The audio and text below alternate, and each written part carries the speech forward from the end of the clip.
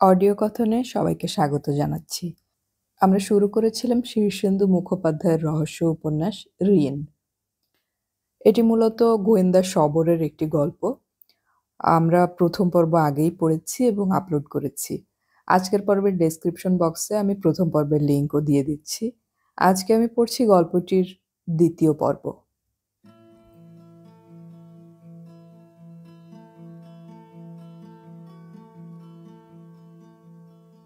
এক। শোনো, আমি আজ তোমাকে যা বলতে চাই তা তোমার বিশ্বাসই হবে না যদি না একটা গল্প তোমাকে বলি। এখানে মখমলের মতো ঘাস হয়, নিবিড় গাছপালা আর কত ছড়ানো এখানকার নির্জনতা।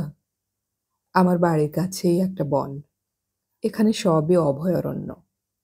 এরা গাছপালায় এত ভালোবাসে। রোজ সকালে আমি একা একা জঙ্গলের মধ্যে ঘুরতে যাই। একটা নদী আছে, কেউ সেখানে কখনো স্নান করে না। একটা মল আছে, মল মানে তো জানোই, বাঁধানো চাতাল আর বসবার জায়গা। এরা যা করে সব নিখুঁত। মলটাও এত সুন্দর। রোজ গিয়ে নদীর ধারে ওই মলে বসে থাকি। কেউ থাকে না। মাঝে মাঝে ঘোড়া চালায় ছেলেমেয়েরা আর জগাররা দৌড়য়। এদের খুব স্বাস্থ্যের বাতিক, বহুদিন বাঁচতে চায়, খুব ভোগ করতে চায়।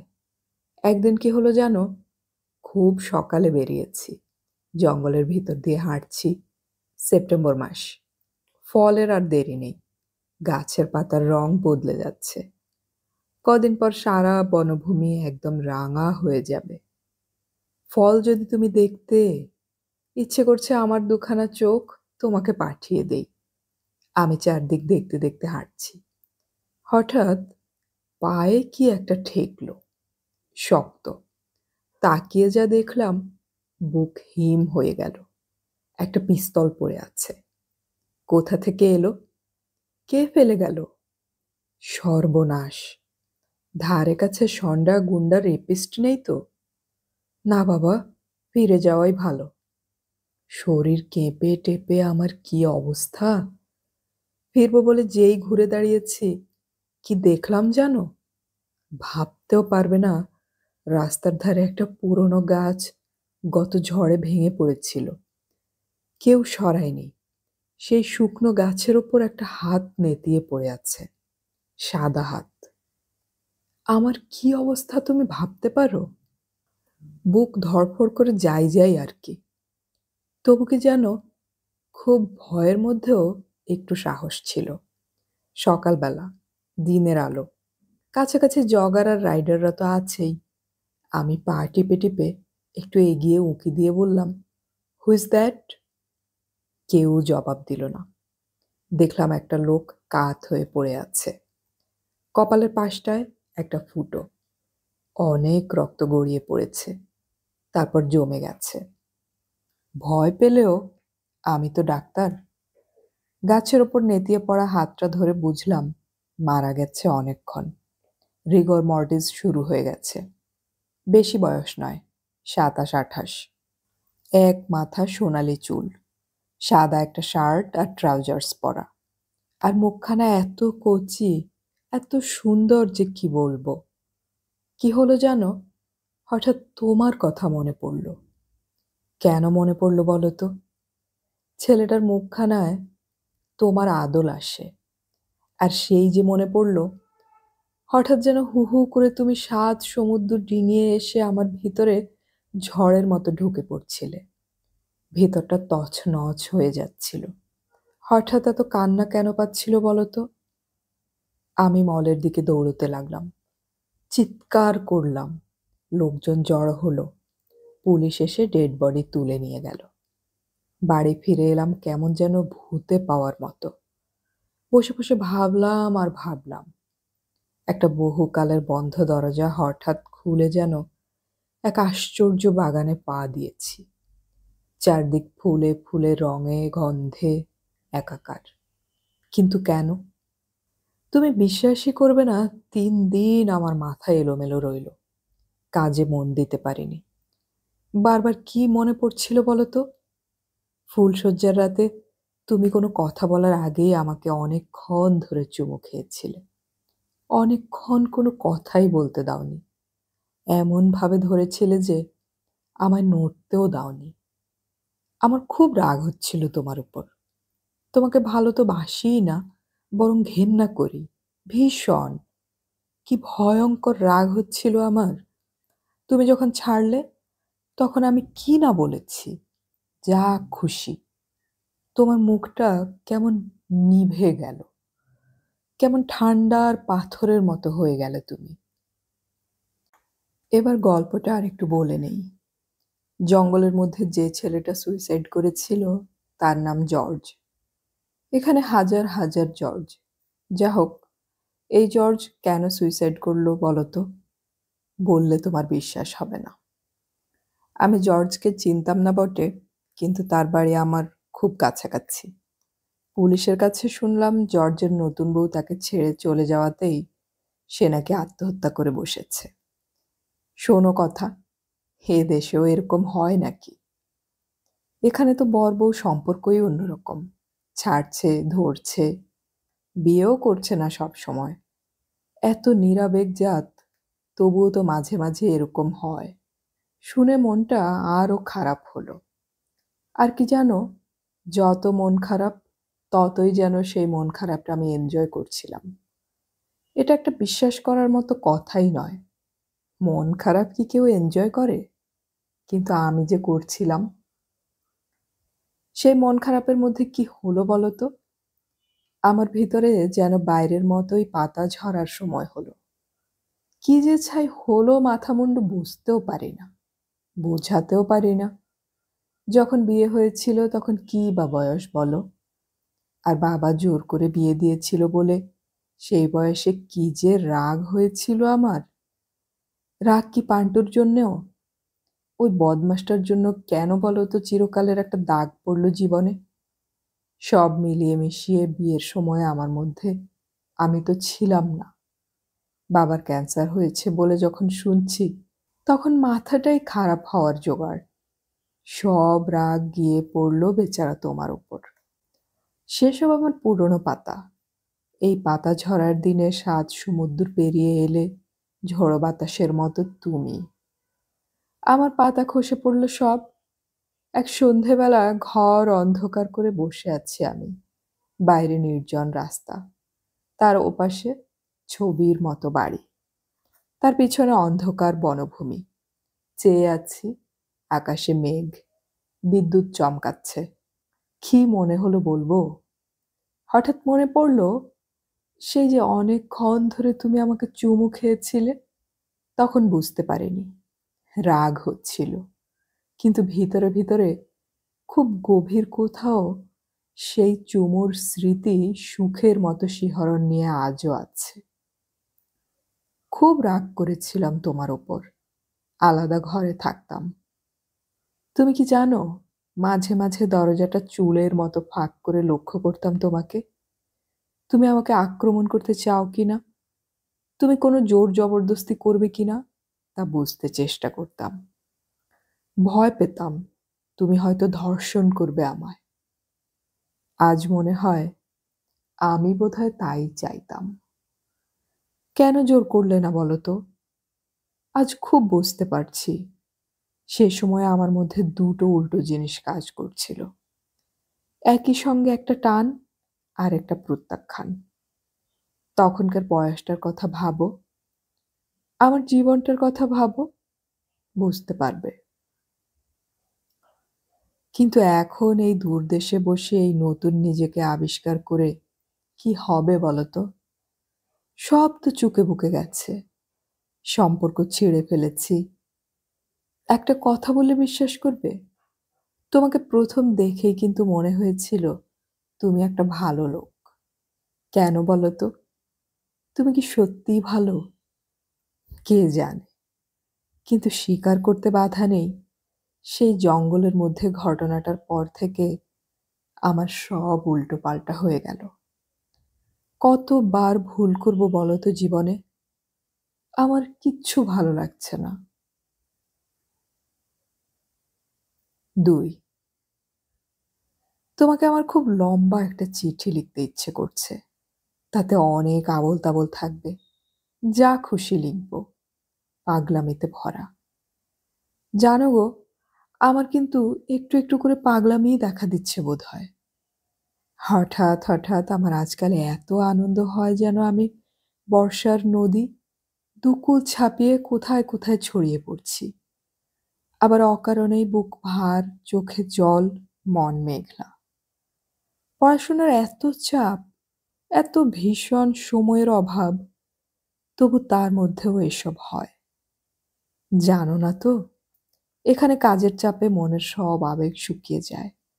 ছিলাম এক বাঙালি দম্পতির বাড়িতে। তারা বেশ লোক, বুড়ো বুড়ি, 2 মেয়ের এদেশেই বিয়ে হয়েছে। বুড়ো বুড়ির সময় কাটে আপন মনে, ঘোর নিঃসঙ্গতায়। আমি তাদের মাসিমা মেসোমশাই ডাকতাম। তাতে তারা খুব খুশি। ও বাড়িতে আমি বেশ ছিলাম, কিন্তু এখন হোস্টেলে থাকতে হচ্ছে। বড্ড কেজো জায়গা, যে যার নিজের লেখাপড়া নিয়ে ব্যস্ত। আমারও ইগো, তোমারও ইগো। তাই তোমাকে চিঠিটা লিখতে গিয়েও লিখতে পারিনি। 3 বার কিন্তু শুরু করেছি, 3টে আরোগ্রাম নষ্ট। না, ফেলিনি, রেখে দিয়েছি। কি জানি তুমি বিয়ে করেছো কিনা। মাঝে মাঝে তোমার খবর খুব জানতে ইচ্ছে করে।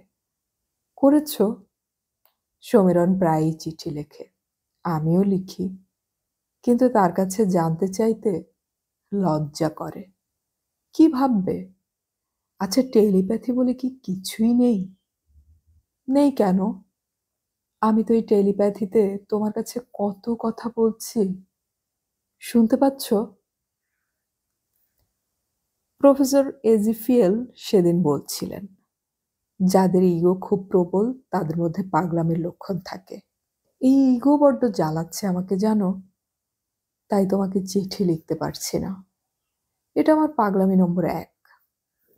2 নম্বর পাগলামি হলো, এখন তোমাকেই ভাবি আর তোমার সঙ্গেই কথা বলি মনে মনে। এটাকে কি ভাবমূর্তি বলে? না বোধহয়। অন্য কিছু বলে হয়তো, কিন্তু ভাবমূর্তি কথাটা বেশ না। তোমাকে ভেঙে ফেললাম, তারপর তোমার একটা মানুষ মূর্তি গড়ে নিলাম। বেশ মজা। সেদিন এক কাণ্ড হলো। সুসান আমার খুব বন্ধু। দুজনে গাড়ি নিয়ে একটা ঝর্ণা দেখতে গেছি। বড্ড সুন্দর জায়গা, সাফোকেটিংলি বিউটিফুল। ফেরার সময় একটা পিছল জায়গায় আছাড় খেলাম। না, তেমন লাগেনি, কিন্তু কে জানে কেন আমার চোখ ভরে জল এলো। ভাবলাম, তুমি থাকলে আমি কি পড়ে যেতাম? কক্ষনো না। সুসান আমাকে ধরে তুলছিল। চোখে জল দেখে অবাক হয়ে বলল, are you crying? My god, you are not that hurt. আমি অভিমানে ঠোঁট ফুলিয়ে বললাম, আমার তো কেউ নেই। কি কথা আর কি উত্তর! শুনে সুসান আরো অবাক। বলল, আরে তোমার আবার কে থাকবে? আমারই বা কে আছে? We don't need anybody. সত্যিই তাই। এদের কেউ নেই। মা বাবা ভাই বোন কারো তোয়াক্কা করে না। একা থাকে, স্বয়ংসম্পূর্ণ। দরকার মতো বিছানায় বয়ফ্রেন্ড ডেকে নেয়, তারপর তাকে ভুলেও যায়। জল ভাত। আর বিয়ে করতে হলে এত হিসেব নিকেশ করতে বসে যে ওটা বিয়ে না বিজনেস তা বুঝতে কষ্ট হয়। আমি এদের কাছে পাঠ নেয়ার চেষ্টা করছি, পারছি না, কিছুতেই পারছি না। আমার কেবলই মনে পড়ে সেই তোমার অনেকক্ষণ ধরে চুমু খাওয়ার কথা। তখন ঘেন্না করেছিল। আজ আমার সমস্ত শরীর আর মন সেই চুমুটার কথা ভেবে সম্মোহিত হয়ে যায়। অন্য কোনো পুরুষ কাছে এলে খুঁকড়ে যাই। স্পর্শ তো বটেই, কাছাকাছি হওয়াটাও সহ্য করতে পারি না। এ আমার পাগলামি নম্বর 3। 3, আজ বাবা এলো। এয়ারপোর্টে বাবাকে আনতে গিয়েছিলাম। দেখলাম অল্প কিছুদিনেই বাবা বড্ড বুড়িয়ে গেছে। এয়ারপোর্ট থেকে গাড়ি চালিয়ে আসছি, টুকটাক কথা হচ্ছে। কি করলাম জানো? হঠাৎ বাবাকে জিজ্ঞেস করলাম, মিঠু বাবুর খবর কি? বাবা অবাক হয়ে বলল, মিঠু বাবুকে? আমি ভ্রু কুঁচকে বললাম, মিঠু মিত্র। কি হবে খবর দিয়ে? এমনি। আমার বুক কাঁপছিল, লজ্জা করছিল। বাবা কিছুক্ষণ চুপ করে থেকে বলল, কদিন আগে দেখা হয়েছিল, ভালো আছে। আমি আরো কিছু শুনতে চেয়েছিলাম, বাবা বলল না। কিন্তু দুদিন পর এক রাতে ডিনারের পর বাবা আমাকে ডেকে বলল, হ্যাঁ রে, তুই সেদিন মিঠুর খবর জানতে চাইছিলি কেন? এমনি। তোর কি মিঠুর কথা মনে হয়? আমার চোখে ফের জল এলো। বাবার কাছ থেকে পালিয়ে এলাম। পাশ করে চাকরি পেয়ে হোস্টেল ছেড়ে বাসা করেছি, ভাড়া অবশ্য। শিগগিরই একটা বাড়ি কিনবো, একা থাকবো, চাকরি করব, আর এভাবেই জীবনটা কাটিয়ে দেব প্রবাসে। আমার নিয়তি তো এই।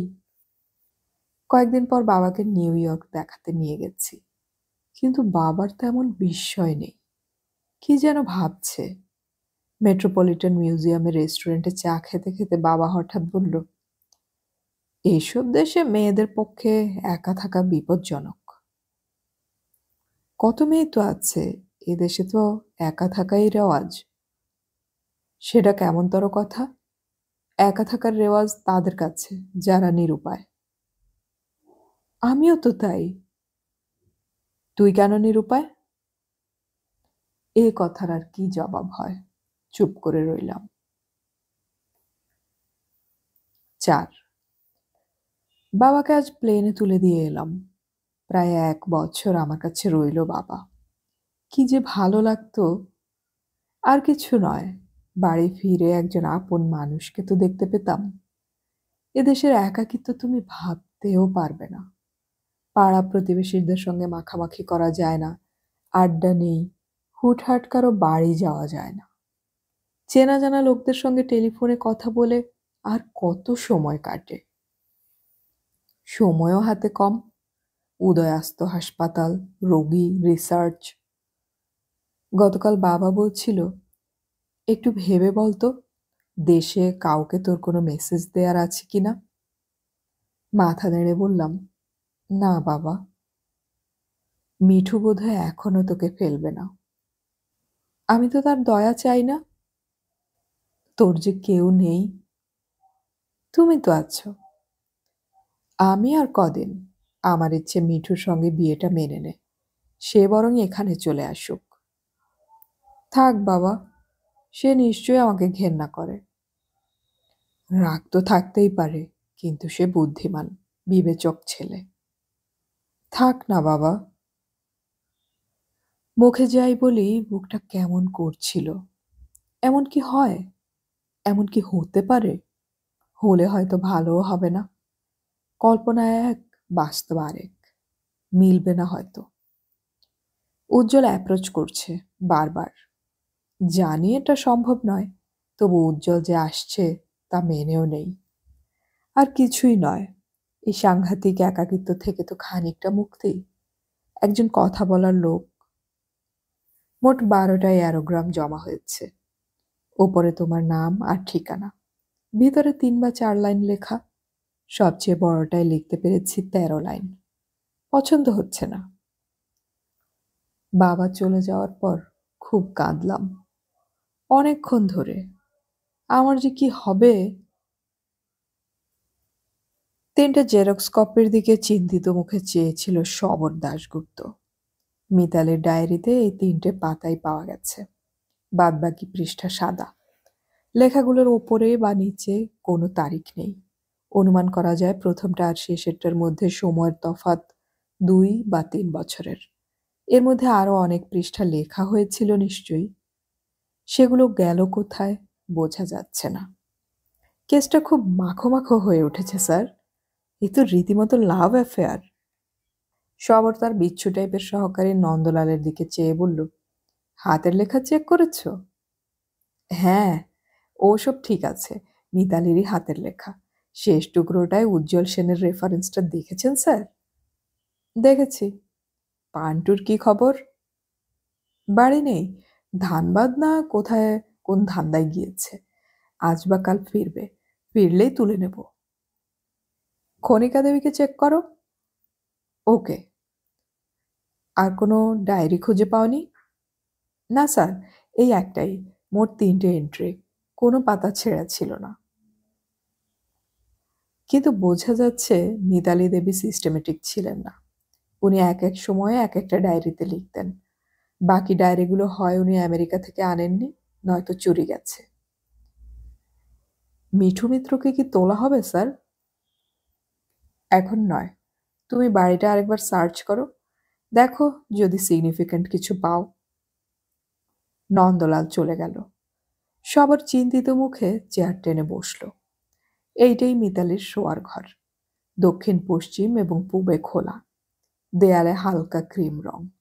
আসবাব সবই খুব উঁচু জাতের, বার্মা সেগুনের ডাবল খাট, বড় ওয়ার্ড্রোব, হাফ সেক্রেটারিয়েট এবং রিভলভিং চেয়ার, কাশ্মীরি কাজ করা ছোট্ট টেবিল, ওয়াল ক্যাবিনেটে নানান দামি জিনিস সাজানো, হাতের দাঁতের মূর্তি, রূপোর উপর মিনার কাজ করা রেকাবি, পুতুল, দুটো মজবুত স্টিলের আলমারি, সবই খুলে দেখা হয়েছে।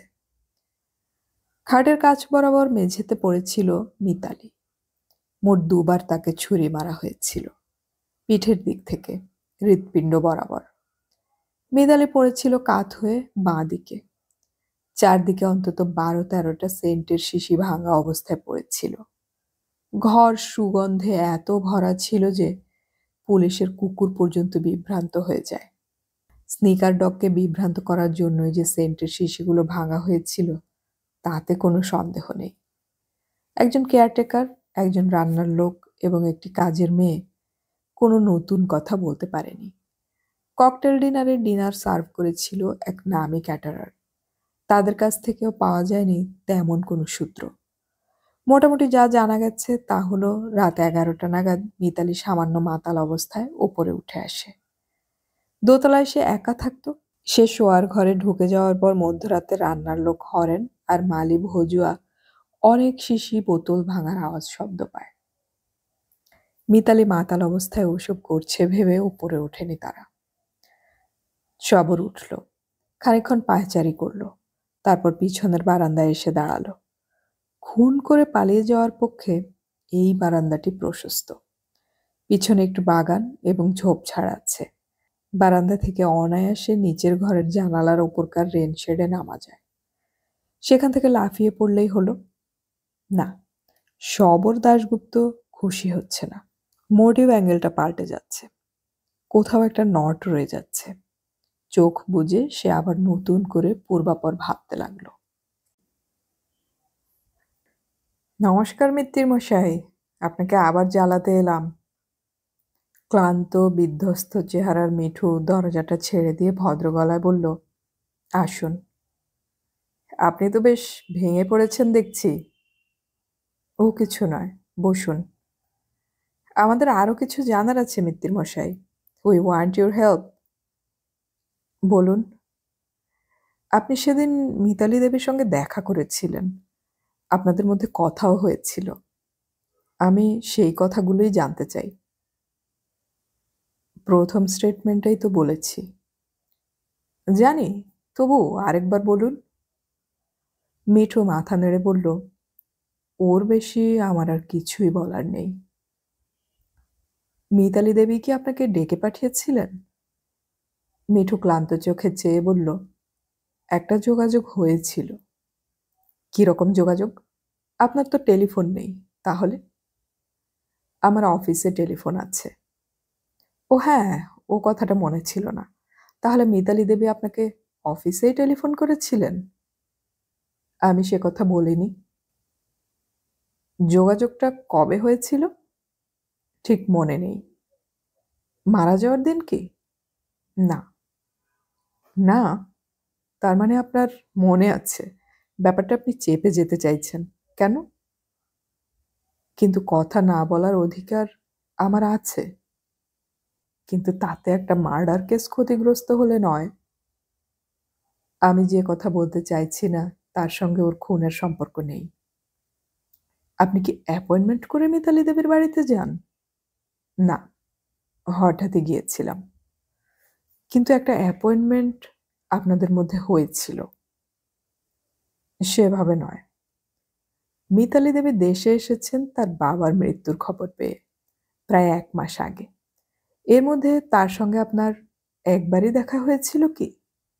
হ্যাঁ। You are not a good liar. Please সত্যি কথা বলুন, তাতে আমাদের তদন্তের সুবিধে হবে। আমি কিছু কথা বলতেই বাধ্য নই। আপনি কি জানেন পৃথিবীতে যেখানে যত বিবাহিতা মহিলা খুন হন, তাদের অধিকাংশের খুনের পেছনেই থাকেন তাদের হাসব্যান্ডরা? শতকরা ৯০টা কেস। জানি। জানেন কি যে এই কেসেও আপনি প্রাইম সাসপেক্ট?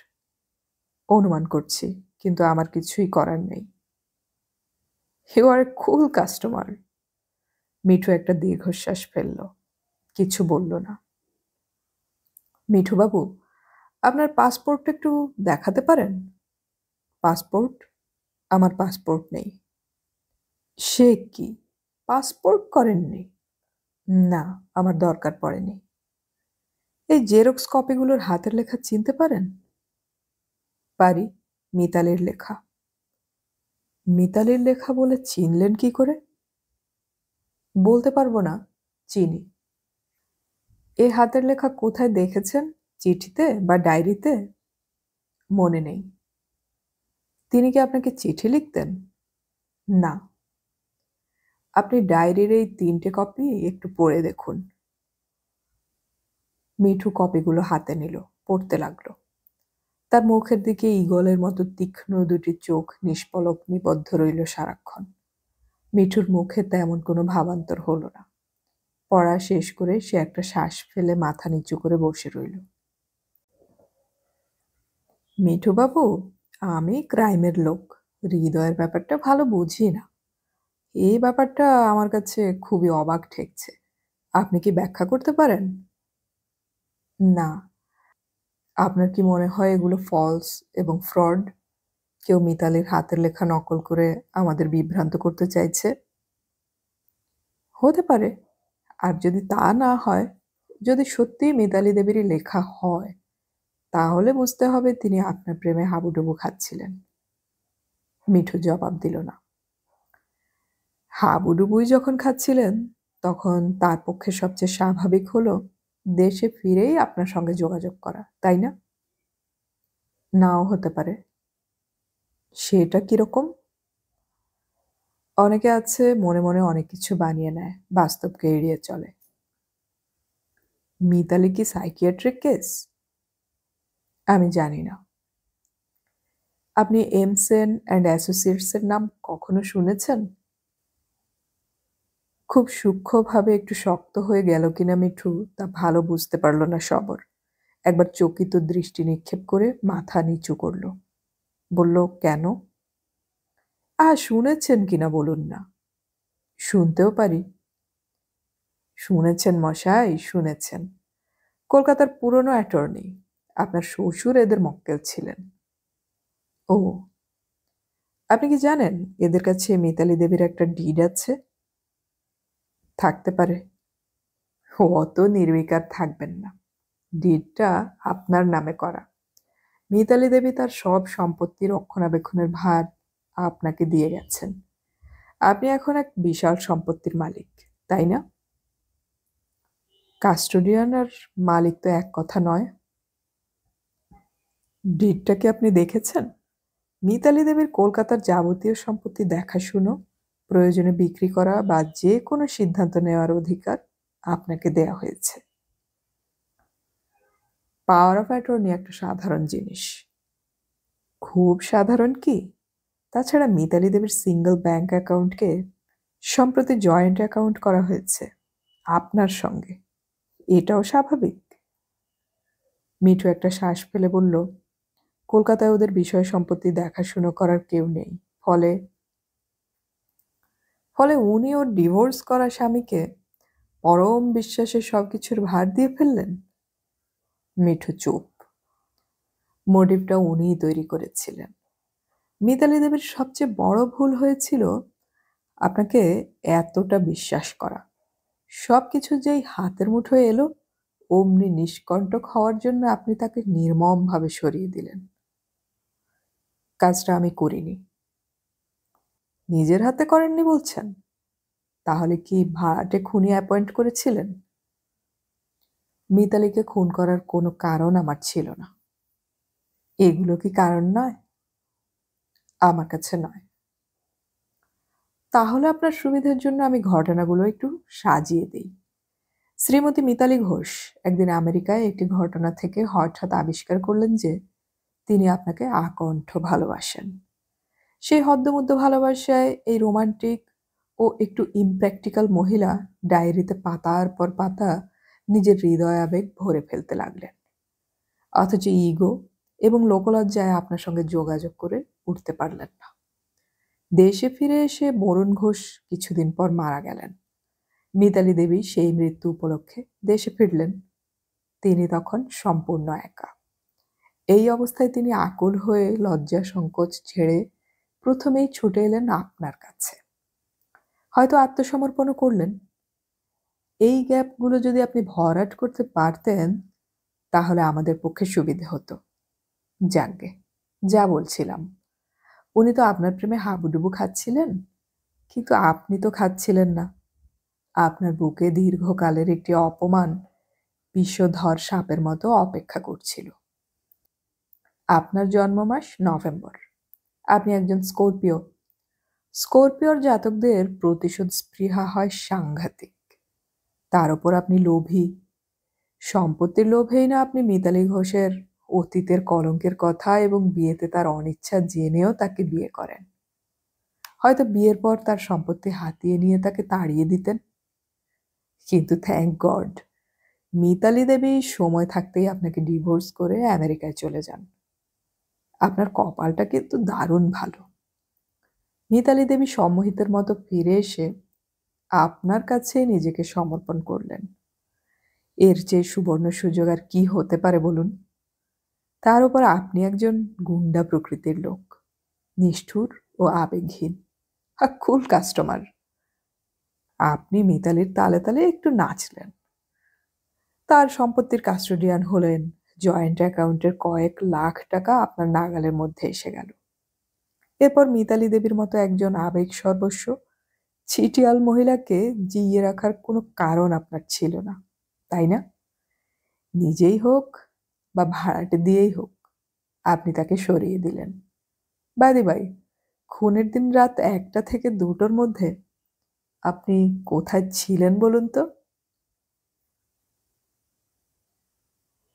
একজন লোক সকালবেলা একরকম, দুপুরে অন্যরকম, বিকেলে আবার আরেক রকম। ধরা যাক লোকটার নাম রমেন বা শ্যামলী। সকালের রমেন বা শ্যামলী বেশ নরম-সরম, উদারচেতা, হাস্যমুখ। দুপুরের রমেন বা শ্যামলী নানা উদ্বেগ ও চাপে তিরিক্ষি, রগচটা, মারমুখী এবং কঞ্জুস। বিকেলের রমেন বা শ্যামলী ক্লান্ত, উদ্দেশ্যহীন, হতাশ, পর্যদস্ত। এই যে একজনেরই নানা প্রকাশ বা স্ফুরণ, এটা ধরতে পারাই হচ্ছে চূড়ান্ত বিচক্ষণতা। রমেন বা শ্যামলের মধ্যেও তফাৎ আছে। রমেন হয়তো সকালে তিরিক্ষি, বিকেলে নরম। শ্যামলী তার উল্টো। একজন মানুষ নানা অবস্থা, নানা পরিস্থিতি, নানা চাপ, নানা উদ্বেগ ও ব্যস্ততায় অন্য অন্য সব মানুষ হয়ে যায়। সকালের রমেনকে দুপুরে দেখলে রমেন বলে মনেই হবে না। দুপুরের শ্যামলীকে যদি মনে হয় বনলতা সেন, রাতে তাকেই মনে হতে পারে বান্ধবগড় জঙ্গলের ভালুক বলে। জীবন তো এরকমই। রবীন্দ্রনাথ তো বলেই দিয়েছেন, তার জীবনটা হলো নানা রবীন্দ্রনাথকে নিয়ে গাঁথা একখানা মালা। What an expression! লাজবাব। এই যে সমীরনের মনুষ্য চরিত্র সম্পর্কে সুগভীর গবেষণালব্ধ জ্ঞান, আজ সেই জ্ঞানটাকেই হাতিয়ার করে এগোতে হবে। শ্রীরাধিকার অভিসারে যাওয়ার মতোই। পথ দুর্গম, ক্ষুরস্য ধারা, ফণি ফোঁস করছে, পিছলে পড়ে আলুর দম হওয়ার চান্স আছে। তবু রাধা যেমন রোজই কুঞ্জে পৌঁছে যেত, সেও পৌঁছে যাবে। রিস্কটা নেওয়ার দরকার ছিল না, কিন্তু গতকাল জুলেখা বলেছে আজ রাত থেকে থাকতে পারবে না। তার হাজব্যান্ড ব্যাঙ্গালোর থেকে ফিরে আসছে। এই নতুন খবরে যথেষ্ট বিচলিত হয়ে সমীরণ বলল, তুমি তো বিয়েই করনি। মৃদু হেসে জুলেখা বলল, ওরকম বলতে হয়। কোনটা সত্যি বলো তো? আগে যেটা বলেছিলে না এখন যেটা বলছো? যে কোনো একটা। But I am living. এ খবরে মাথায় বজ্রাঘাত হলো তার। সে পাপী। আর কে না জানে পাপীদের জন্যই পৃথিবীতে যত ভয় ভীতির আয়োজন। নেশা করলে সে নানা অদ্ভুত অদ্ভুত জিনিস দেখতে পায়। একা ফ্ল্যাটে তার পক্ষে থাকা অসম্ভব। ক্ষণিকাকে ফিরিয়ে না এনে তার উপায় নেই। তবে হিউম্যান নেচার সম্পর্কে তার জ্ঞান গভীর বলেই তার দৃঢ় বিশ্বাস। সকালের দিকে ক্ষণিকার মেজাজ ভালো থাকে। এই সময়টায় সে হাসে, ঠাট্টা ইয়ার্কি বুঝতে পারে। বেশ দয়ালু হয়ে ওঠে তার চোখের দৃষ্টি। Full of human kindness. তার হৃদয়ের বালতি তখন উপচে পড়ে দয়া দুগ্ধে। তাই আজ সকালে, অর্থাৎ বেলা 8:30টায়, সে অত্যন্ত মলিন মুখে এসে বসে আছে ক্ষণিকার বাপের বাড়ির বাইরের ঘরে। সে দাড়ি কামায়নি, পরিষ্কার জামা কাপড় পরেনি এবং মুখে হাসি নেই। ডোরবেল বাজানোর পর ঝি এসে দরজা খুলে বসিয়ে রেখে গেছে। ফাঁকা ঘর। সোফা সেট, বুককেস, কাশ্মীরি কাঠের পার্টিশন দিয়ে বেশ সাজানো ঘর। একটা বছর 4 বাচ্চা মেয়ে ঘরের কোণে বসে ডল নিয়ে খেলছে। খানিকক্ষণ তাকে লক্ষ্য করে হঠাৎ বলল, তুমি কে গো? আমি? আমি একজন পাপী। পাপী কি? A man full of versus, a sinful man. তুমি আমার মায়ের বয়ফ্রেন্ড? ও, তাহলে এই মেয়েটি ক্ষণিকার মেয়ে। ক্ষণিকা খুব তার মেয়ের গল্প করে। বাপের বাড়িতে তার নিঃসঙ্গ দিদির জিম্মায় থাকে। তাতে ক্ষণিকা মুক্ত থাকতে পারে, উড়ে উড়ে বেড়াতে পারে।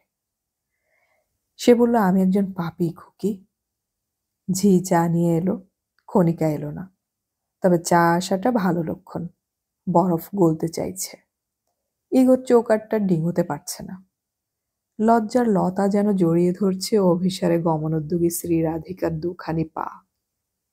একটু গলা খাকারি দিল সমীরণ।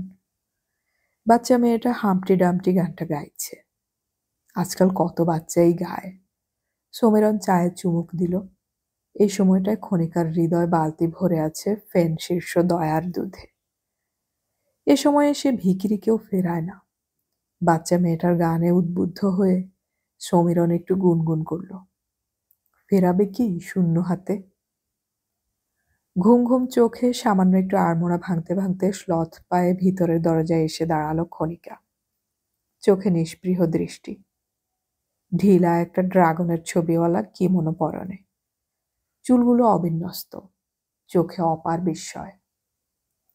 এই সবটাই যে অভিনয় তা জানে সমীরণ। ওই চাহনি, ওই শ্লথ তাচ্ছিল্যের ভঙ্গিমা, ওই উপেক্ষার ভাব।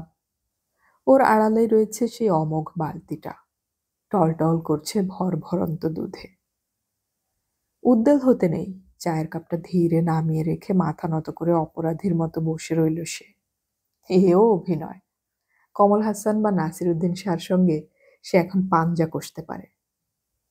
তুমি? প্রশ্নটার জবাব দিল না সমীরণ। দিতে নেই। খুব ধীরে ধীরে সে উঠে দাঁড়ালো, মাথা নিচু। বাচ্চা মেয়েটা হঠাৎ বলে উঠল, ও লোকটা পাপী জানো মা? ক্ষণিকা একটা দীর্ঘশ্বাস ফেলে বলল, জানি, ওরকম বলতে নেই, ছি। বারে, ওই তো বলল। বেশিক্ষণ ঘাড় নিচু করে থাকার ফলে সমীরণের ঘাড় টনটন করছিল। তবু থাকতে হচ্ছে। ক্ষণিকা মুখোমুখি সোফায় এসে আলতোভাবে বসল। বলল, বসো। গলার স্বরটা নরম। সমীরণ খুব সাবধানে ধীরে ধীরে বসল। জুলেখা চলে গেল বুঝি? রাখতে পারলে না? সমীরণ একটু জিভ কেটে ফেলল, ভুলে। সামান্য খসখসে গলায় বলল, জানতে? হোমা, জানবো না কেন? তুমি বেরিয়ে যাওয়ার পর প্রায় তো গিয়ে সব দেখে আসতাম। নবরমার সঙ্গেও কথা হতো। সমীরণ একটা দীর্ঘশ্বাস ফেলে বলল, পাপ কখনো গোপন থাকে না। তা জানি না, তবে যাকে তাকে ডেকে আনছো, আজকাল কি ভীষণ এইডস হচ্ছে জানো তো? পাপের বেতন মৃত্যু, জানি। কেন আমাকে একা ফেলে চলে আসো বলো তো? তুমি কি জানো না আমি একা থাকতে পারি না, বিশেষ করে তোমাকে ছাড়া। সেজন্যই জুলেখাকে তাড়িয়ে দিয়েছি। হয় তোমাকে ফিরিয়ে নিয়ে যাব, নইলে বাবা পার্মানেন্টলি ব্যাঙ্গালোর পাঠাতে চাইছে, সেখানেই চলে যাব। জুলেখাকে তুমি মোটেই তাড়াওনি। আলবৎ তাড়িয়েছি, চলো দেখবে। দেখার দরকার নেই, জুলেখাকে তাড়িয়েছি আমি। তুমি? হ্যাঁ, কাল আমি টেলিফোনে ওকে বিকেলবেলায় ধরেছিলাম। হো, তুমি মহিয়সী। তুমি কি জানো তোমার মতো? থাক, ক্ষণিকা ক্ষমা। আর হয় না সমীরণ, আর কিছুতেই। আর কখনো তোমার কোনো কথার কোনো দাম। প্রমিস, এই এই একবারটাই। না, প্লিজ ফিরে যাও। দয়া করো। ওহ সমীরণ, তোমাকে ছাড়া আসলে। মা, ও লোকটা কি পাপী? ছি তোটন। আমি পাপী, পঞ্চম অকার। উহ, এরকম করো না তো। এবারকার মতো। কি জ্বালা বাবা। লক্ষ্মী সোনা, ব্যাঙ্গালোরেই যাও না। না না, তোমাকে ছেড়ে স্বর্গেও। মিথ্যুক, ভূতের ভয়ে। পায়ে পড়ি। আচ্ছা আচ্ছা, হয়েছে। 40 মিনিট বাদে গাড়িতে পাশাপাশি বসে তারা ফিরে আসছিল। ক্ষণিকার গোল মুখশ্রীতে এখনো সকালের সেই অপারক ক্ষমাশীলতা। ঘুম ঘুম চোখ, অলস দৃষ্টিতে সামনের দিকে চেয়ে থেকে বলল, মিঠু মিত্রের লাভারটি কে বলতো? মিঠুর লাভার? যা, কেউ নেই। আছে। কি করে বুঝলে? জানি, হি হ্যাজ আ লাভার। তোমার বান্ধবী বলেছে। কে বান্ধবী? That poor wretched girl, Mitali. কি বলেছে? বেশ মাতাল হয়ে গিয়েছিল সেদিন, আমার কাঁধে মাথা রেখে কাঁদছিল একটা সময়। তখন বলল, do you know he has a lover? She loves him. কিছুক্ষণ চুপচাপ গাড়ি চালালো সমীরণ, তারপর সতর্ক গলায় জিজ্ঞেস করল, মেয়েটার নাম কি? সেটা বলেনি, সেজন্যই তো জানতে চাইছি।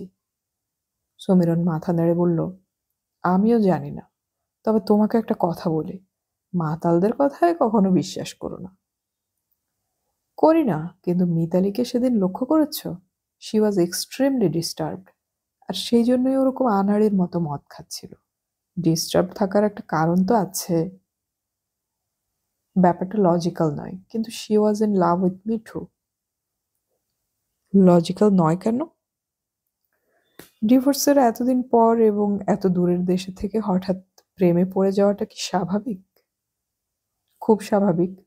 মিতালির বিয়ে হয়েছিল অল্প বয়সে, তখন ওর ম্যাচিউরিটি ছিল না। পরে যখন ধীরে ধীরে পুরো ব্যাপারটা শান্তভাবে ভেবেছে, তখন হঠাৎ বুঝতে পেরেছে কাজটা ঠিক হয়নি। মিঠু মিত্র তো চমৎকার মানুষ, tall, handsome, courageous and calm, quite lovable. Samiran চুপ করে থাকলো, তারপর বলল, এনিওয়ে, সেই সিকিউরিটি অফ লাভ থেকেই হয়তো ওরকম রেস্টলেস হয়ে পড়েছিল। মোটেই নয়, she was disturbed because she came to know that there was another woman. তুমি শিওর? শিওর। কে হতে পারে? Let us think. Yes, let us think. Kshanika চোখ বুজে ধ্যানস্থ হলো। সমীরণ ধ্যানস্থ হতে সাহস করল না, কারণ সে গাড়ি চালাচ্ছে। বেশ কিছুক্ষণ বাদে ক্ষণিকা চোখ খুলে বলল, একটা ব্যাপার মনে পড়েছে। কি সেটা? বছর 20-21 বয়স, পরনে একটা সবুজ রঙের গাদোয়াল ছিল, মুখখানা ভারী মিষ্টি, একটু ড্রিমি মুখ, চোখ দুখানা খুব নরম। মনে আছে?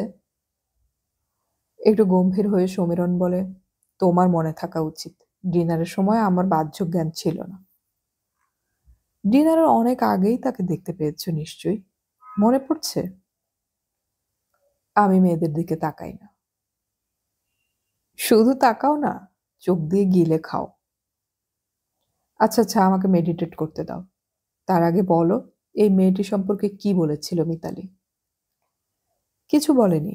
মেয়েটা যখন বিরিয়ানির প্লেট নিয়ে ঘরে ঢুকছিল, তখনই মিতালি একটু শিউরে উঠে যেন হিসিং সাউন্ড করে বলল, she is in love with him. ওই মেয়েটাকেই মিন করছিল? অফকোর্স। মেয়েটাকে দেখেই যেন রিয়্যাক্ট করলো। আমি জানতে চাই মেয়েটা কে? সবুজ শাড়ি আর অবুজ মুখ তো? অবুজ মুখ মোটেই বলিনি। এনিওয়ে, মনে পড়ছে না। শোনো, ছেলেরা কখনো মেয়েদের পোশাক মনে রাখতে পারে না। তাহলে কি মনে রাখে? বেশি মনে রাখে চোখ। 2 নম্বর মুখশ্রী। মুখশ্রীর কথা তো বললাম। Description incomplete. আমি ভিজুয়ালাইজ করতে পারছি না। চুলগুলো স্টেপ কাট করা। আর কিছু? দুদিকে দুটি মিষ্টি গজ দাঁত আছে। হাসলে বেশ দেখায়। যাহ, ও তো জয়িতা। সে কে? জয়িতা হলো মিতালির খুড়তুতো বোন। যা বলছো কেন? ও সেরকম মেয়েই নয়। কিরকম মেয়ে? ভীষণ ভালো টাইপের। ছেলেদের সঙ্গে মেশে না। খুব লাজুক। ক্ষণিকা একটু হেসে বলল, লাজুকরা বুঝি প্রেমে পড়ে না? তা নয়, কিন্তু মিঠুর সঙ্গে ওর কোনো কানেকশনই নেই যে। খোঁজ নাও। নিয়ে লাভ? জাস্ট কৌতূহল। সমীরণ মিটিমিটি হাসছিল। বলল, জয়িতা যদি কারো প্রেমে পড়ে, তাহলে সে বেচারি ইহ জীবনেও জানতে পারবে না যে একটা মেয়ে তার প্রেমে পড়েছিল। তাহলে মিতালি জানলো কি করে? You can't be sure. I am sure. Okay okay, মেনে নিচ্ছি। তবু মনে রেখো, মিতালি ও কথা বলার সময় মাতাল হয়ে গিয়েছিল। জানি। আমি মিতালিকে সামলাচ্ছিলাম। ন্যাপকিন দিয়ে চোখ মুখ মুছিয়ে দিয়ে ঠান্ডা জল খাইয়ে হাত ধরে নিয়ে গিয়ে সোফায় বসিয়ে দিয়ে আসি। সোফায় বসেই হড় হড় করে বমি করে দিল। ভাগ্যিস উঠিয়ে নিয়ে গিয়েছিলাম, নইলে ডিনারটাই নষ্ট হতো। সমীরণ ভ্রু কুঁচকে বলল, something is ticking. What's ticking? You may be right. I am right. Kshanika Shabar দাশগুপ্তর কানে কথাটা গেলেই he will make the girl upside down. কেন? লোকটা ভীষণ বাজে। তোমাকেও জ্বালাবে। মেয়েটাকে জ্বালালে তোমার কি ক্ষতি? Have you got a soft corner for her? আরে না না, she is just a kid. মোটেই নয়। 20-21 যথেষ্ট বয়স। কিরকম বোন বললে? আপন খুড়তুতো বোন। ওর বাবা অরুণ ঘোষ আমাদের প্রফেসর ছিলেন। মাই গড! কি হলো? একটা কথা মনে পড়ল। জয়িতা হলো অনলি চাইল্ড। 2 ভাইয়ের ওই একটি সারভাইভিং সন্তান। মিতালির next of kin. Joyita will inherit everything of Mitali.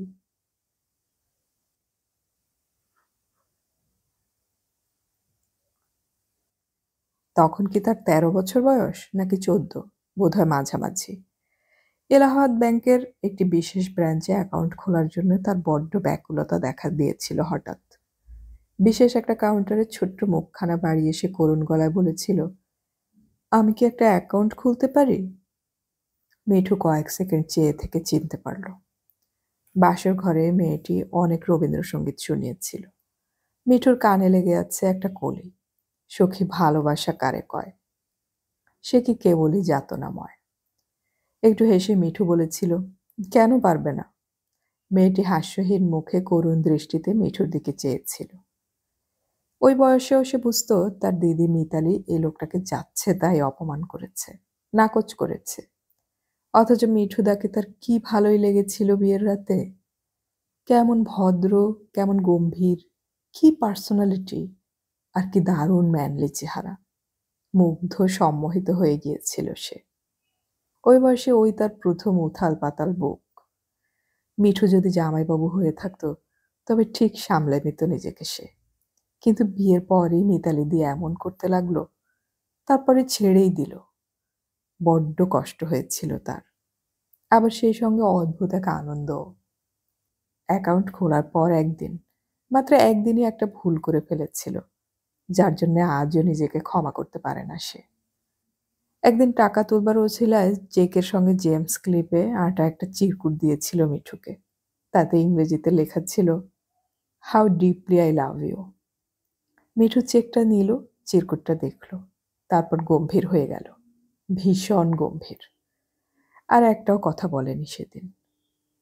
ভয়ে লজ্জায় কুঁকড়ে গিয়ে সেদিন চলে এসেছিল জয়িতা।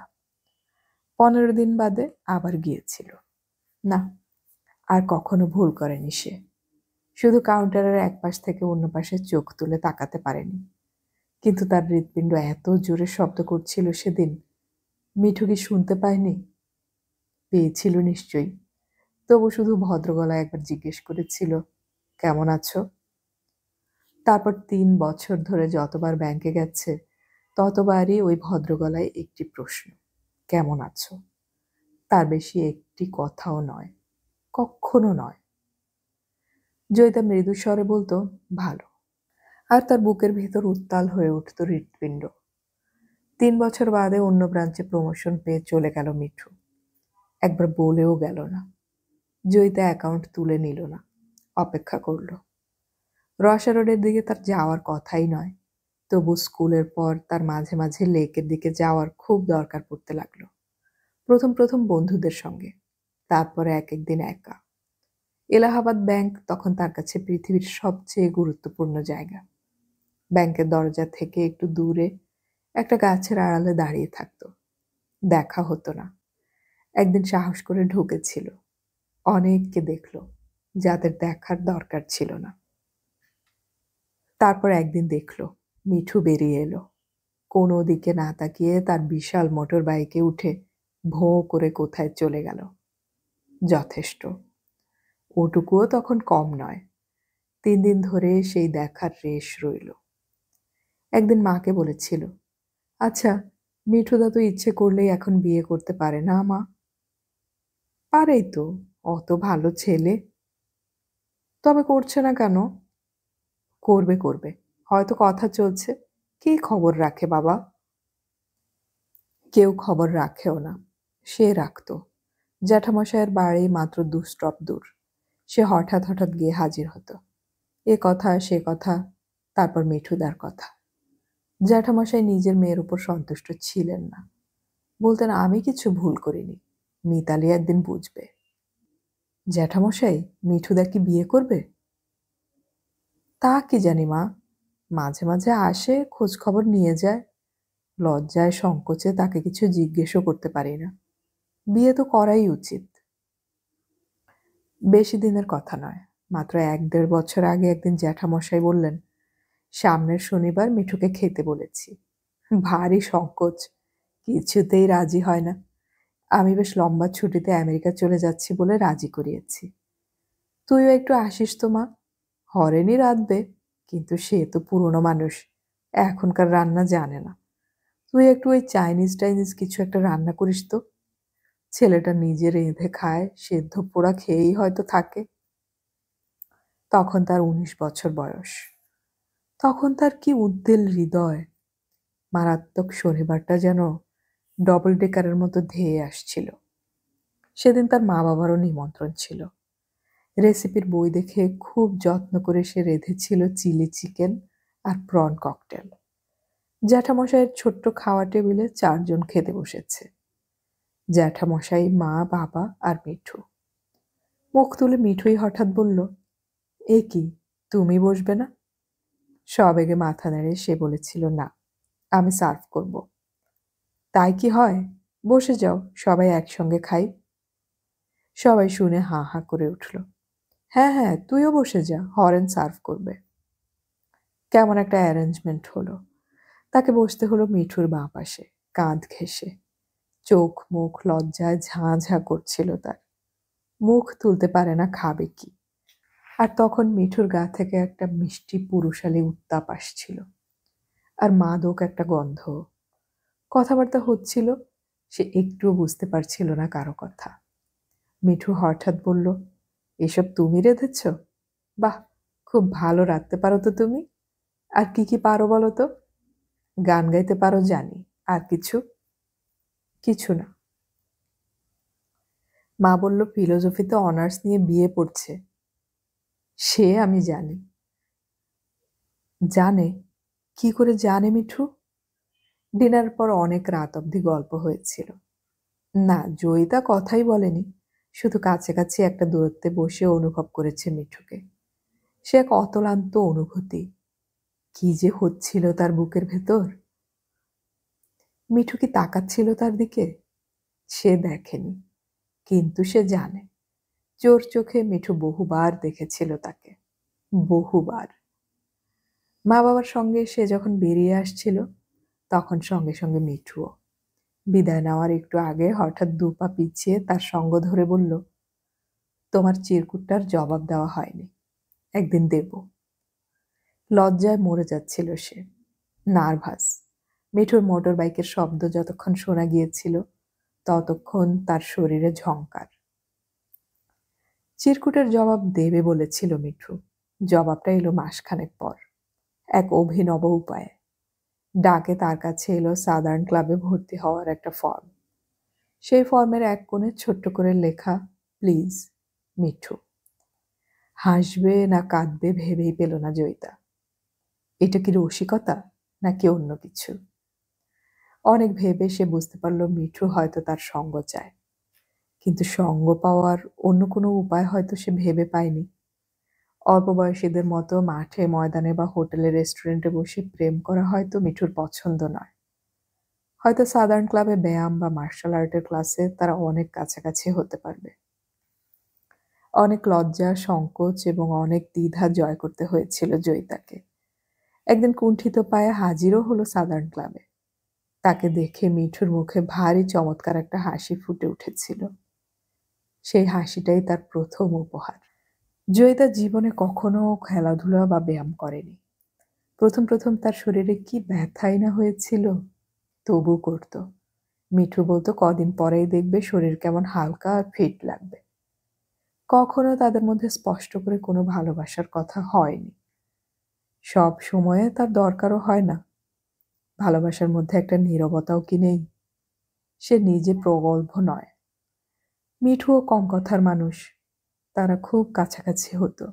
যখন কারাটে ক্লাসের পর মিঠু তাকে মোটর বাইকের পিছনে চড়িয়ে বাড়ির কাছাকাছি পৌঁছে দিত। কখনো পাড়ায় ঢুকতো না, বাড়িতেও আসতো না। বলতো বাড়ির কাছাকাছি পৌঁছে দিতে। বলতো মেলামেশাটা একটু গোপন থাকাই ভালো, নইলে তোমাকে লোকে বদনাম দিতে চেষ্টা করবে। বাড়ির লোকের কাছে জবাবদিহিও করতে হবে। কিন্তু গোপন করলেও খুব গোপন থাকেনি তাদের সম্পর্ক। মাস কয়েক বাদে একদিন মা তাকে ধরল। হ্যাঁ রে, কি ব্যাপার বলতো? কি ব্যাপার মা? তোর কি মিঠুকে পছন্দ? কি লজ্জা, কি লজ্জা! মাটিতে মিশে যেতে ইচ্ছে হচ্ছিল তার। জবাবে এলোই না মুখে। মা বলল, মিতালির সঙ্গে ওর বিয়েটা হয়েছিল, সেইটাই একটা খারাপ ব্যাপার। নইলে মিঠু তো চমৎকার ছেলে, ভালো করে ভেবে দেখ। ভেবে দেখবে? ভেবে দেখার কি আছে? তার তো মিঠুময় জগৎ। মিঠু ছাড়া সে আর কিছু ভাবতেই পারে না। মা তার নীরবতারও অর্থ ধরতে পারল। বলল, বেশ, তোর বাবাকে বলি। মনে হয় অমত করবেন না, কিন্তু বিয়ে ঠিক হয়ে গেলে মেলামেশাটা বন্ধ করতে হবে। এক অপার্থিব আলো যেন ভরে গেল জয়িতার জগৎ। এত আনন্দ যে জীবনে আছে তার জানাই ছিল না। সেদিন সন্ধেবেলায় সে খুব লাজুক গলায় মিঠুকে বলল, মা জানতে পেরেছে। মিঠু সামান্য অবাক হয়ে বলল, কি করে জানলেন? তা তো জানি না, তবে অমত করেনি। মিঠু একটু চুপ করে থেকে খুব ধীর কণ্ঠে বলল, মিতালি আমার আত্মবিশ্বাস নষ্ট করে দিয়েছিল, তুমি তা ফিরিয়ে দিয়েছ। আমার জন্য কেউ আর এতটা করেনি তোমার মতো। জয়িতা খুব ফিসফিস করে বলেছিল, এখন কি হবে? মিঠু একটু হেসে বলেছিল, কি হবে জানো না বুঝি? মাথা নেড়ে জয়িতা বলল, না তো। এই প্রথম তাদের মধ্যে ভালোবাসার সংলাপ। এইটুকু মাত্র কথা, কিন্তু উত্তাপ আর আবেগে যেন মাখামাখি। মিঠুর মোটর বাইক সেদিন যেন মাটিতে নয়, আকাশ দিয়ে উঠছিল। কথাটা বাবার কানেও তুলল মা। তার বাবা মাত্র কয়েক মিনিট চিন্তা করে বলল, হোয়াই নট? বয়সের তফাৎটা একটু বেশি, তা হোক, তাতে ভালোই হবে। মিঠুর প্রতি যে অন্যায়টা হয়েছে, এতে তারও খানিকটা শোধবোধ হবে। কোথাও কোনো আপত্তি উঠল না। মসৃণ একটা পরিণতির দিকে যাচ্ছিল তারা। কিন্তু আপত্তি উঠল অপ্রত্যাশিত একটা জায়গা থেকে। জ্যাঠামশাই আমেরিকা থেকে ফিরে আসার পর বাবা একদিন গিয়ে তাকে বললেন ব্যাপারটা।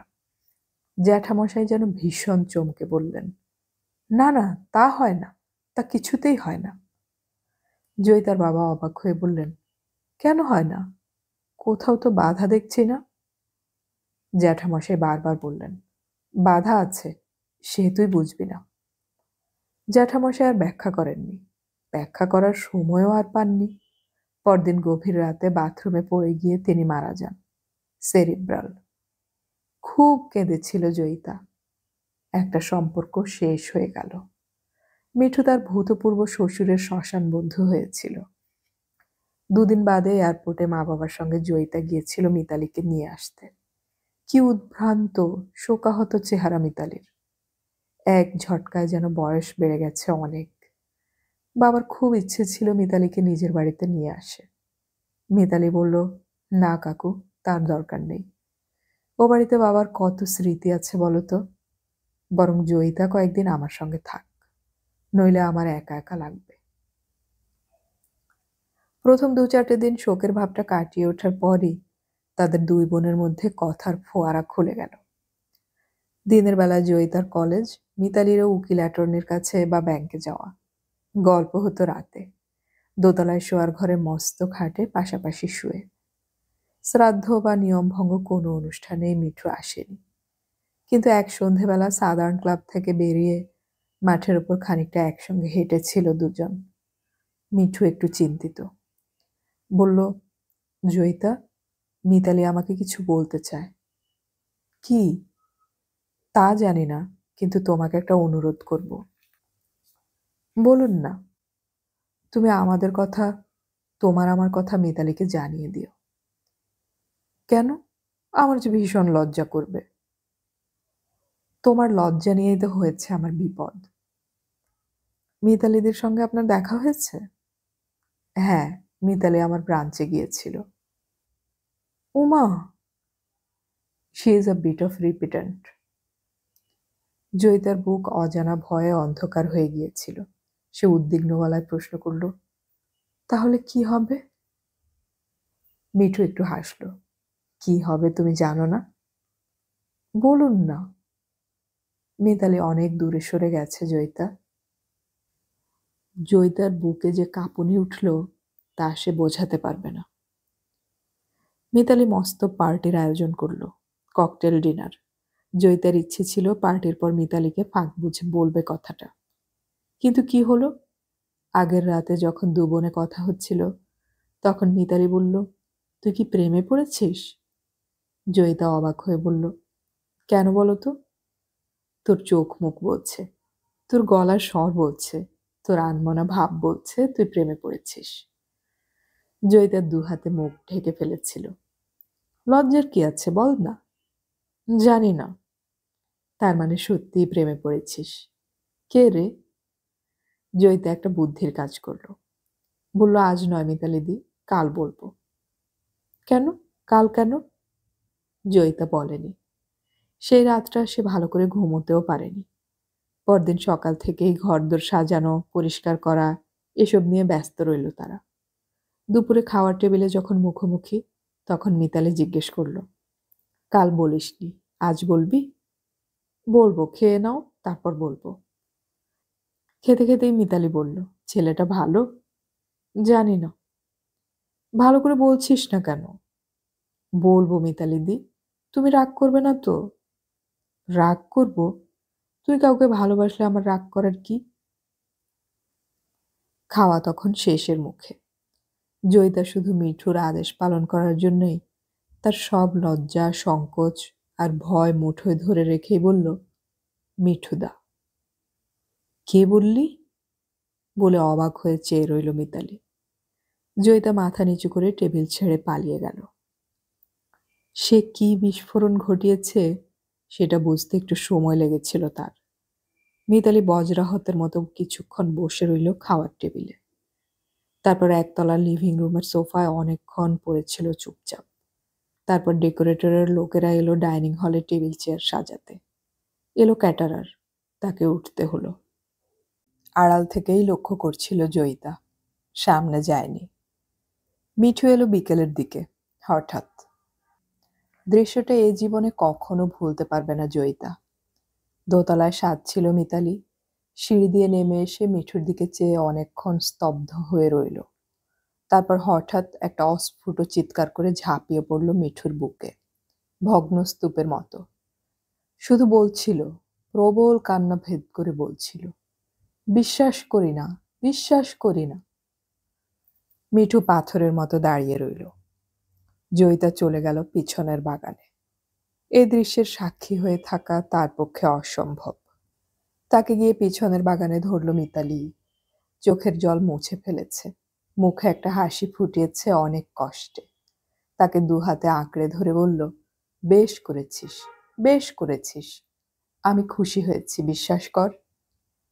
জয়িতা বিশ্বাস করেনি, তবু বলেছিল, আমি তো জানতাম না মিতালি দি।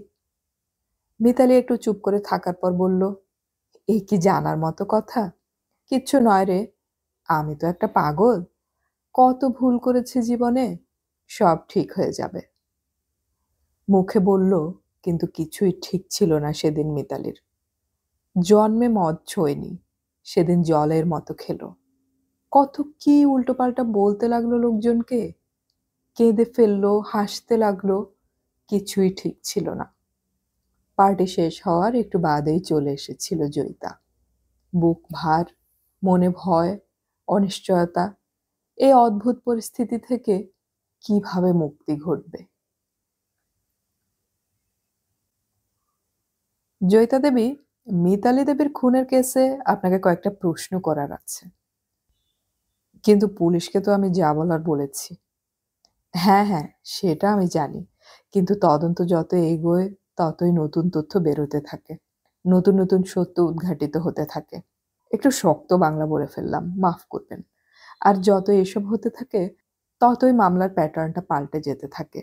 পরিবর্তিত পরিস্থিতিতে আবার নতুন করে জেরা করা ছাড়া আমাদের আর উপায় থাকে না। বলুন, মিঠু মিত্র নামে কাউকে কি আপনি চেনেন? চিনব না কেন, উনি আমার জামাইবাবু। বাহ, বেশ বেশ, কতদিন চেনেন? মিতালিদের বিয়ের সময় থেকে।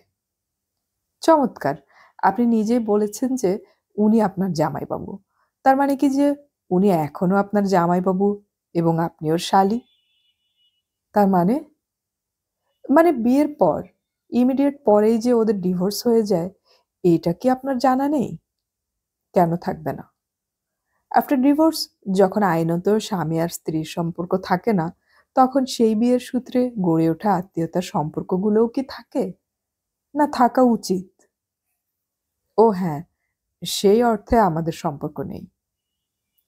অন্য কোনো অর্থে আছে কি? তার মানে? মিঠু মিত্র আর আপনার জামাইবাবু নন, আপনিও ওর শালী নন, কিন্তু তাতে কিছু আসে যায় না। আত্মীয়তা ছাড়াও তো কত রকমের সম্পর্ক হয়। আমি জানতে চাই, মিঠু মিত্রের সঙ্গে আপনার কোনো যোগাযোগ ছিল কি? ছিল। সেটা কিরকম? চেনা জানা ছিল। আর কিছু? আমি সাদার্ন ক্লাবে কারাটে শিখতাম, উনি ওখানকার ইনস্ট্রাক্টর। বাহ, চমৎকার। কারাটে শিখতেন? হঠাৎ কারাটে কেন? ইচ্ছে হলো। আপনি কি স্পোর্টিং টাইপ? খেলাধুলো ভালোবাসেন? বাসি। স্কুল কলেজে স্পোর্টসে নেমেছেন কখনো? না। ফুটবল ক্রিকেট বোঝেন? না, একটু একটু। কখনো দৌড়ঝাঁপ করেছেন? না। তবু হঠাৎ কারাটে শেখার ইচ্ছে হলো? হ্যাঁ। বেশ বেশ, আপনার বাড়ি থেকে সাদার্ন ক্লাব বেশ খানিকটা দূর। আপনি কিসে করে যাতায়াত করতেন? বাসে। বাসে যেতেন এবং আসতেন? হ্যাঁ, ভালো করে ভেবে বলুন। বাসে যেতেন এবং আসতেনও? কখনো, কখনো মিঠুদা মোটরবাইকে পৌঁছে দিতেন। বাহ! বেশ, বেশ। ওদের বিয়ের সময় আপনার বয়স কত ছিল? ১২-১৩। এখন কত? ২০ চলছে। গুড। আপনি কি জানেন যে আপনারা অর্থাৎ আপনার বাবা-মা এবং আপনি, বিশেষ করে আপনি মৃতা মিতালি ঘোষের সমস্ত সম্পত্তির উত্তরাধিকারী? জানি না। শুধু কলকাতার বা পশ্চিমবঙ্গের নয়, মিতালি দেবীর আমেরিকার যাবতীয় বিষয় সম্পত্তি এবং টাকা পয়সারও আপনারাই ওয়ারিশান। জানেন? সেরকম কথা তো কিছু শুনিনি। শুনবেন, কারণ আপনারাই মিতালি দেবীর নেক্সট অফ কিন। হতে পারে। আপনি না জানলেও অন্য অনেকেই কিন্তু খবর রাখত যে বরুণ ঘোষ ও তার মেয়ে মিতালি ঘোষের নিকটাত্মীয় আপনারাই। আপনারাই তাদের ওয়ারিশান। জয়িতা একটু চুপ করে রইল। সাদার্ন ক্লাবে আপনি কবে ভর্তি হয়েছেন? ২ বছর হবে। নিজে থেকে গিয়ে ভর্তি হলেন? হ্যাঁ। মানে হঠাৎ আপনার কারাটে শেখার ইচ্ছে হলো আর সঙ্গে, সঙ্গে গিয়ে সাদার্ন ক্লাবে ভর্তি হলেন। ব্যাপারটা এভাবেই ঘটেছিল? হ্যাঁ। আপনি কি জানতেন মিঠু মিত্র ওখানে কারাটে শেখান? জানতাম। তার মানে কি ওর কাছেই কারাটে শেখার আগ্রহ ছিল আপনার? ঠিক তা নয়, মিঠুদা থাকলে সুবিধা হবে তাই। সুবিধে নানা রকমই আছে। বাই দ্য বাই, মিঠুবাবুকে আপনি কি বরাবরই মিঠুদা বলে ডাকেন নাকি জামাইবাবু? মিঠুদা। কেন? বাঙালি মেয়েরা তো বড় ভগ্নিপতিকে সাধারণত জামাইবাবু বলেই ডাকে। অনেকে দাদাও ডাকে। হ্যাঁ, তা বটে। আপনি দাদাটাই প্রেফার করেন তাহলে। হ্যাঁ। বাহ! বেশ। মিঠু মিত্র মাঝে, মাঝে আপনাকে মোটরবাইকে লিফট দিতেন। হ্যাঁ। মাঝে, মাঝে? না রোজ। রোজ নয়, প্রায়ই। একটু ভেবে বলুন। কারাটে ক্লাবের অন্য মেম্বাররা যদি বলে রোজ? রোজ পৌঁছে দিলেই বা কি ক্ষতি?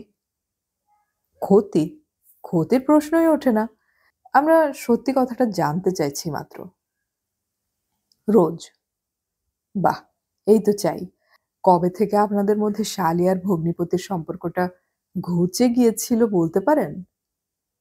না, জানি না। আপনাদের মধ্যে সম্পর্কটা কি কেবল প্রশিক্ষক এবং শিক্ষার্থীর? হ্যাঁ, একটু ভেবে বলুন, কারণ আমাদের সংগৃহীত তথ্য অন্য কথা বলছে। কি বলছে? আপনাদের মধ্যে একটা ঘনিষ্ঠ বন্ধুত্বের সম্পর্ক রয়েছে। আপনারা পরস্পরকে ভালোবাসেন। শুধু তাই নয়, আপনাদের বিয়ের কথাবার্তাও চলছে। ঠিক বলছি? জয়িতা খানিকক্ষণ চুপ থেকে মৃদু স্বরে বলল, হ্যাঁ। দয়া করে বলবেন কি, এই যে প্রেম এবং বিয়ের ব্যাপারে আসল ইনিশিয়েটিভ কার বেশি? আপনার না মিঠুবাবুর? আমার। আপনার? হ্যাঁ, মিতালি দি ওকে ডিভোর্স করার পর থেকেই আমি ওর প্রতি দুর্বল হয়ে পড়ি। ডিভোর্স না করলে? তা জানি না, হয়তো মেনে নিতাম। বাহ! কিন্তু একটা খটকা তো থেকে যাচ্ছে। কিসের খটকা? মিতালি দেবী হঠাৎ মারা গেলে আপনি যে ওর বিপুল সম্পত্তি পাবেন, এটা মিঠুবাবুর মতো বুদ্ধিমান লোকের না জানার কথা নয়। তাতে কি হলো? আপনার সঙ্গে প্রেমের ব্যাপারে ওরই বেশি আগ্রহ থাকার কথা, তাই না? আমি বুঝতে পারছি না। যাকে, এখন বলুন, মিতালি দেবী ফিরে আসার পর থেকেই কি আপনি ওর সঙ্গে ওদের বাড়িতে থাকতেন? হ্যাঁ, মিতালি দি লোনলি ফিল করছিলেন, তাই আমাকে থাকতে বললেন। একটানা ছিলেন? হ্যাঁ, তবে রাতটা। দিনের বেলায় আমার কলেজ থাকতো, মিতালিদিরও কাজ থাকতো। হ্যাঁ, হ্যাঁ, ঠিকই তো। কিন্তু খুনের রাতে আপনি ছিলেন না। না। কেন জানতে পারি? সেদিন মিতালিদি হঠাৎ মদ খেয়ে মাতাল হয়ে যান। মাতলামি আমি ভীষণ ভয় পাই। ঠিকই তো। মাতলামি মোটেই পছন্দ করার জিনিস নয়। আচ্ছা, মিতালি দেবী কি প্রায়ই ড্রিংক করতেন? না, কক্ষনো নয়। তাহলে সেদিন ড্রিংক করলেন কেন বলতে পারেন? না। না, আপনি তার সঙ্গে বেশ কয়েকদিন একটানা বাস করেছেন। তবু জানেন না তিনি হঠাৎ সেদিন কেন ড্রিংক করলেন? না। আপনাকে তিনি কিচ্ছুই বলেননি? না। আপনি কিছুই দেখেনওনি? না। কিছু অনুমানও করেননি? না। সেদিন মিঠুবাবুর সঙ্গে মিতালি দেবীর দেখা হয়েছিল, তা তো জানেন? জানি। তাদের মধ্যে কি কথা হয়? আমি শুনিনি। আপনি কি জানেন যে মিতালি দেবীর মিঠুবাবুর প্রতি মনোভাব বদলে গিয়েছিল? না, আমি জানতাম না। জানতাম না মানে তখন জানতেন না, কিন্তু এখন জানেন। এখনো জানি না। এই জেরক্স কপিগুলো দেখুন তো। এ কি মিতালি দেবীর হাতের লেখা? হ্যাঁ। কষ্ট করে একটু পড়বেন কি? সবটা পড়ুন। জয়িতা পড়ল। শবর দাশগুপ্ত ঈগলের চোখে চেয়ে রইল তার মুখের দিকে। পড়ার পর জয়িতার হাত থেকে কাগজগুলো ফেরত নিয়ে শবর তার ব্রিফকেসে ঢোকাতে ঢোকাতে বলল, কিছু বুঝতে পারলেন? হ্যাঁ, মিতালিদি মিঠুদার প্রতি সফট হয়ে পড়েছিল। এক্স্যাক্টলি। আপনি কি জানেন যে ওর সেই সফটনেস এতটাই ছিল যে উনি মিঠু মিত্রকে ওর যাবতীয় বিষয় সম্পত্তির কাস্টোডিয়ান করে দিয়েছেন? জানি, মিঠুদা বলেছে। জয়িতা দেবী, মিতালি দেবীকে কে খুন করেছে বলে আপনার মনে হয়? জানি না। জানতে বলছি না, লজিক্যাল অনুমান বলে তো একটা ব্যাপার আছে। আমি জানি না। তাহলে ঘটনাগুলো একটু সাজিয়ে দিই, আপনার সুবিধে হবে। মিঠু মিত্র একজন বড়লোকের একমাত্র সন্তান মেয়েকে বিয়ে করেছিলেন। বড়লোকের সুন্দরী মেয়ে, যাকে বিয়ে করার মতো যথেষ্ট যোগ্যতা তার ছিল না। বরুণ ঘোষের বেনামা অ্যাকাউন্ট এবং সম্ভবত আরও ২-৪টি গুপ্ত খবর তিনি জানতেন। Maybe there was a touch of blackmail in the marriage. কিন্তু বিয়ে টিকল না। মিতালি দেবী ডিভোর্স করে আমেরিকায় চলে গেলেন। সুতরাং মিঠু মিত্রের তেমন লাভ হলো না। কিন্তু কপালটা ভালো, তিনি আপনার সন্ধান পেয়ে গেলেন এবং একটা চমৎকার প্ল্যান করে রাখলেন। প্ল্যানটা অবশ্য একটু ফার ফেচেড, এটা আমি স্বীকার করছি। হয়তো প্ল্যান ওর ছিল না, কিন্তু সুযোগ এসে গেল। বরুণ ঘোষ মারা গেলেন এবং মিতালি দেবী দেশে ফিরলেন। দেখুন কিরকম গোল্ডেন অপরচুনিটি। মিতালিকে সরিয়ে দেওয়া গেলে দুটো কাজই হয়। এক, বহুকালের হারানো অপমানের শোধ নেওয়া এবং আপনাকে প্রচুর সম্পত্তির উত্তরাধিকারী করে দেওয়া। শুধু তাই নয়, আমেরিকাতেও বেশ ভালো সম্পত্তি থাকায় তার ইনহেরিট হিসেবে আপনার এবং আপনার হাজব্যান্ড হিসেবে ওরও ভবিষ্যতে আমেরিকায় যাওয়া এবং গ্রিন কার্ড পাওয়ার সম্ভাবনা খুলে দেওয়া। সুতরাং মিঠু মিত্র এই সুযোগ ছাড়লেন না। কিন্তু মুশকিল দেখা দিল মিঠুর প্রতি হঠাৎ মিতালির প্রেম। মিতালিকে খুন না করে শুধু আবার বিয়ে করে ফেললেই মিঠু মিত্রের উদ্দেশ্য সফল হয়ে যেত। কিন্তু আমার অনুমান তিনি সত্যিই আপনাকে ভীষণ ভালোবেসে ফেলেছিলেন। তাই মিতালিকে সরিয়ে দেওয়ার প্ল্যানেই স্টিক করে থাকতে হলো। ওর কপাল সত্যিই তুলনাহীন। কারণ মিতালি দেবী মারা গেলেই যে আপনি ওর সম্পত্তি বা টাকা পয়সা হাতে পেতেন তা নয়। উত্তরাধিকার আইন কমপ্লিকেটেড এবং সাকসেশন সার্টিফিকেট পাওয়া সময় সাপেক্ষ। সেক্ষেত্রেও মিঠু কেল্লা মেরে দিলেন মিতালি ওকে কাস্টোডিয়ান করে দেওয়ায়। সুতরাং লজিক্যাল কনক্লুশনে যাওয়া কি খুব শক্ত বলে মনে হচ্ছে আপনার? আপনি কাঁদছেন? গুড।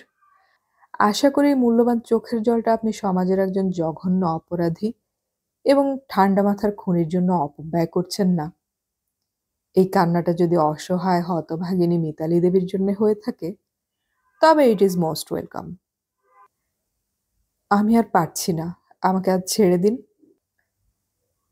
জয়িতা দেবী, আর একটা ছোট্ট প্রসঙ্গ আছে। খুব অপ্রিয় প্রসঙ্গ, কিন্তু জরুরি। আপনি বরং টয়লেট থেকে ঘুরে আসুন। চোখে মুখে ভালো করে জলের ঝাপটা দেবেন। You will feel good. যান।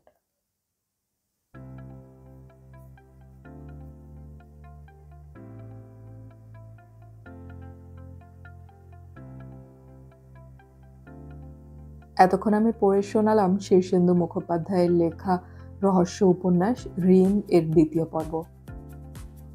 উপন্যাসটির শেষ পর্ব আমরা খুব শীঘ্রই আপলোড করার চেষ্টা করব, শোনার আমন্ত্রণ রইল। অডিও কথনে আমাদের গল্প পাঠ ভালো লাগলে চ্যানেলটি সাবস্ক্রাইব করে রাখুন এবং বন্ধুদেরকে শেয়ার করুন। আমাদের পরবর্তী পর্ব আপলোড হওয়ার সাথে সাথে নোটিফিকেশন পেতে হলে সাবস্ক্রাইব বাটনের পাশের বেল আইকনটি চেপে রাখুন।